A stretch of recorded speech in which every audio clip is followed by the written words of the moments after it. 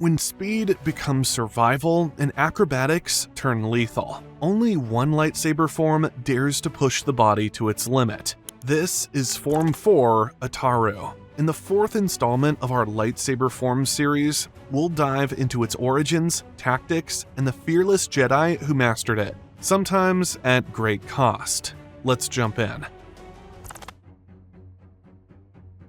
Ataru, the Way of the Hawk Bat, also known as the aggression form, is the acrobatic form of lightsaber combat and arguably one of the most visually spectacular.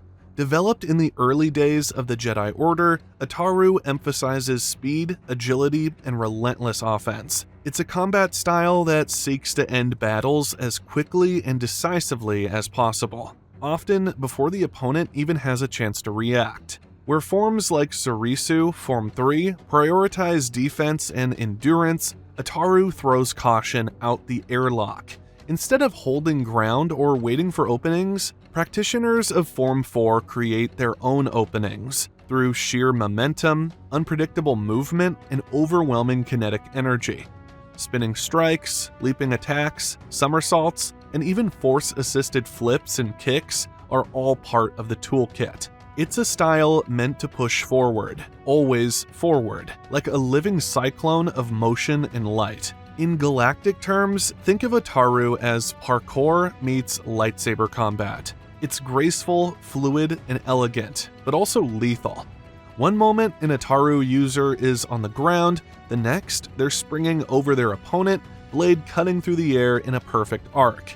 The goal is to disorient and dominate, never allowing the enemy to set the pace. But there's a catch. Ataru is exhausting.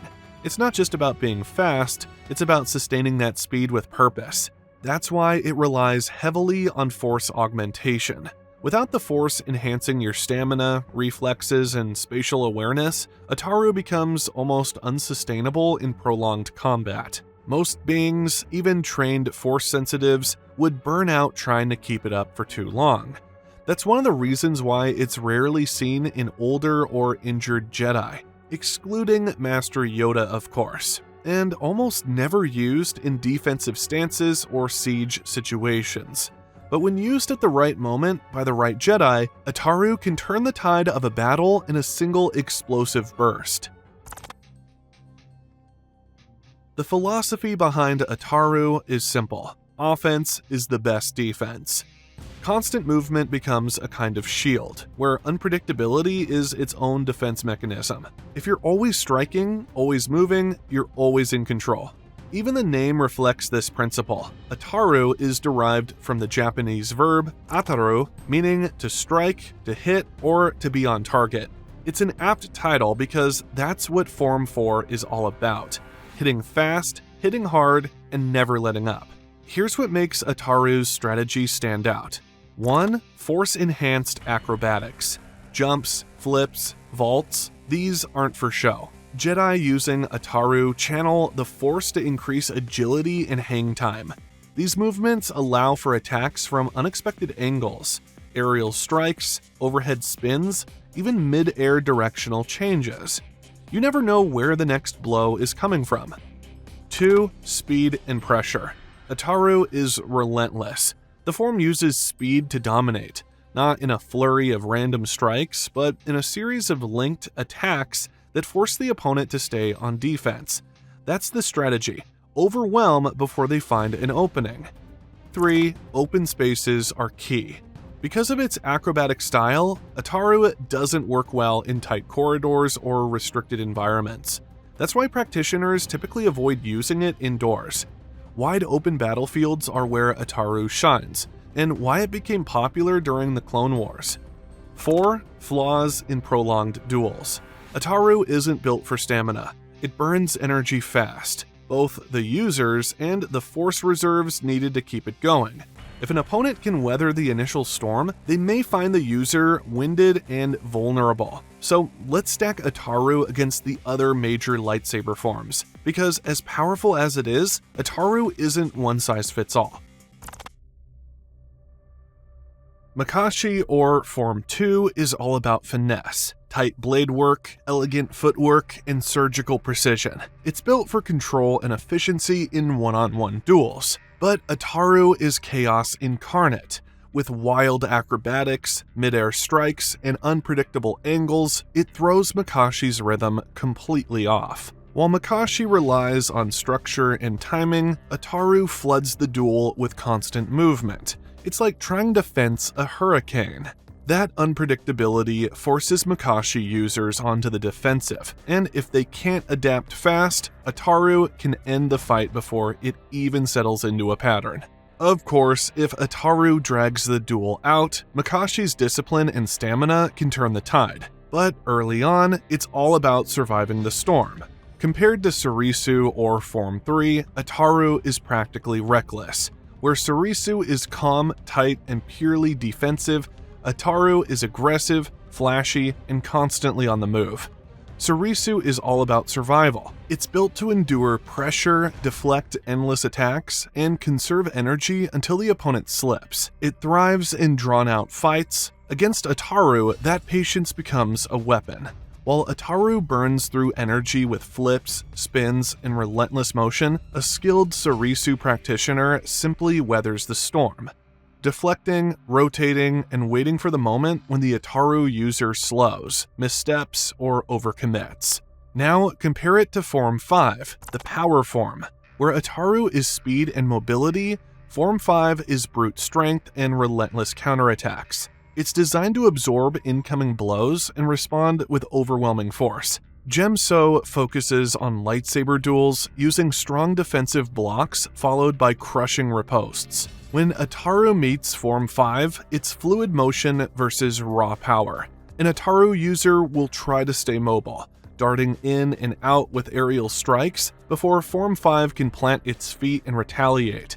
But once a Form 5 fighter locks on, the fight gets dangerous. Ataru can struggle against that kind of pressure, especially when its acrobatics are met with sheer physical resistance and timing-based counters. It's not unlike Anakin Skywalker's Form 5 against Count Dooku's Makashi, only now imagine the opponent flipping through the air. If the Ataru user can keep the fight moving and deny Form 5 a clean counter, they can chip away. But if they get caught, Form 5 doesn't flinch. It hits back hard. Mastering Ataru takes more than just agility. It demands precision, timing, and the ability to read an opponent before they can react. And a few Jedi were legendary for doing exactly that. Here are some of the Jedi Masters who famously wielded Ataru in combat. When it comes to Ataru, there's no greater symbol than Yoda. Despite his size, or maybe because of it, the Jedi Grand Master yielded Form 4 with legendary precision.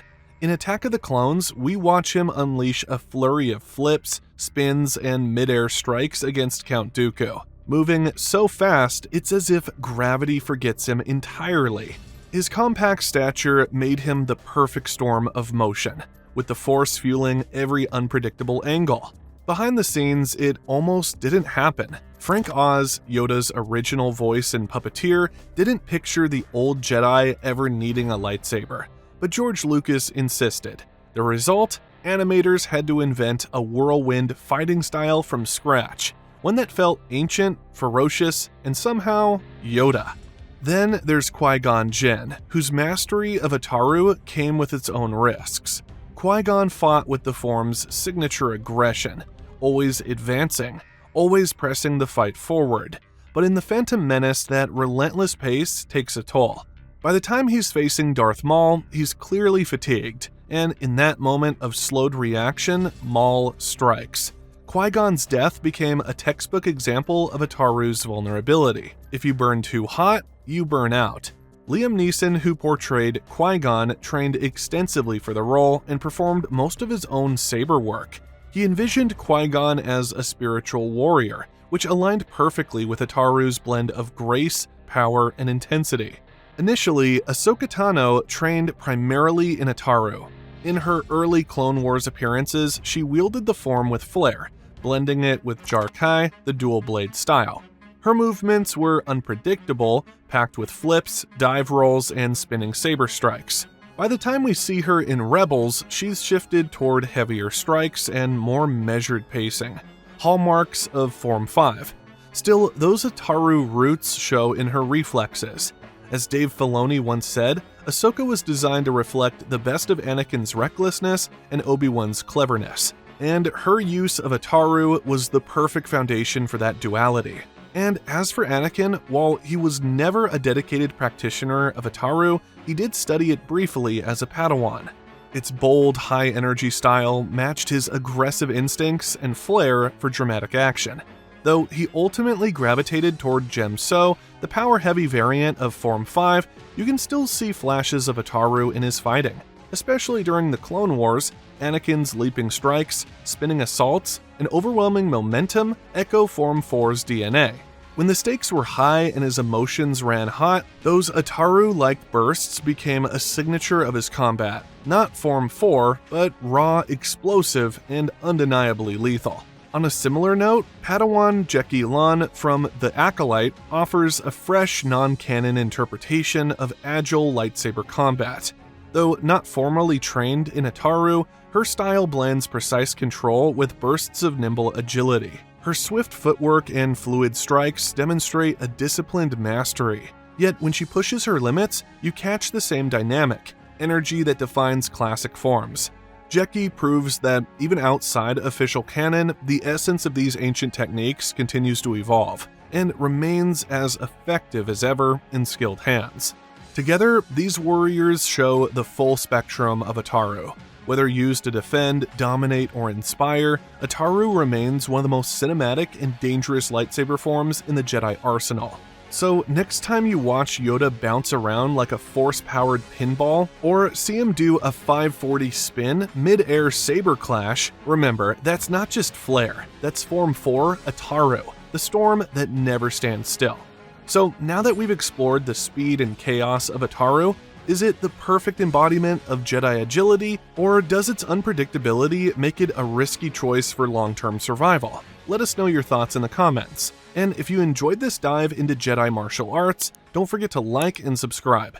See you in the next one, and may the Force be with you.